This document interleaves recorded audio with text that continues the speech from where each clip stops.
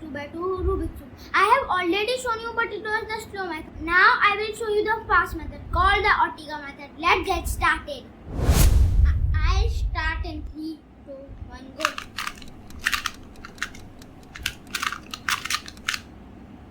It's solved. Yay!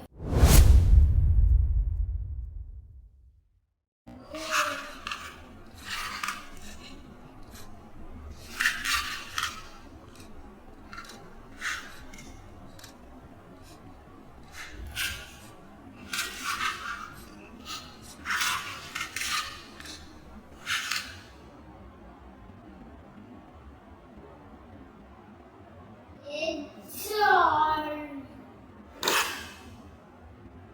Yay!